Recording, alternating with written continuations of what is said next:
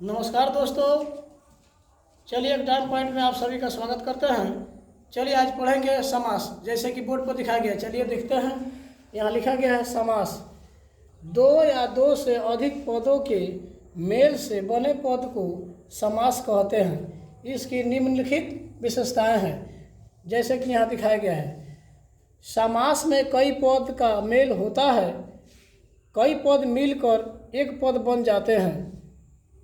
इन कई पदों के बीच का विभक्ति चिन्ह लुप्त हो जाता है।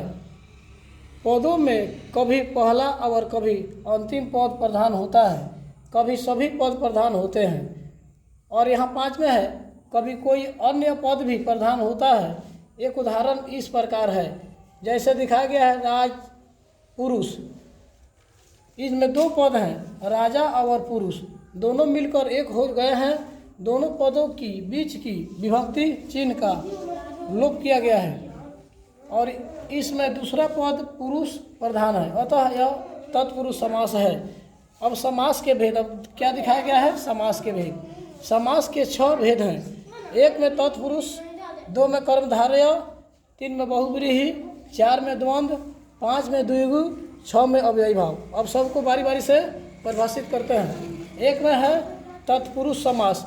इसमें पहला पद प्रायः संज्ञा विशेषण होता है और दूसरा पद संख्या होता है,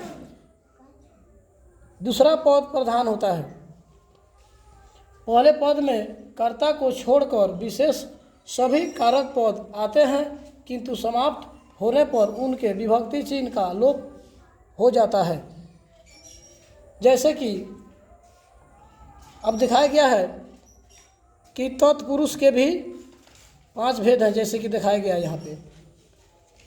अब 1 में यानी क में देखता है कर्म तत्पुरुष समास। स्वर्ग का प्राप्त को प्राप्त, जिस सिर को तोड़ने वाला, चिड़िया को मारने वाला। और यहाँ 2 में है यानी ख में करण तत्पुरुष। पद दलित, पद से दलित। रस भरा, रस से भरा। मंद माता यानी मंद से माता। उसके बाद है गौ में संप्रदान तत्पुरुष। रसोई घर, रसोई के लिए घर।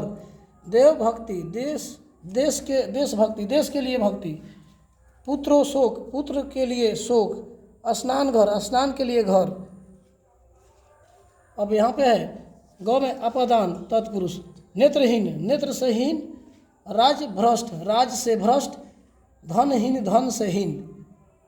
यहाँ पे है अंग में संबंध तत्पुरुष। अन्नदान, अन्न का दान।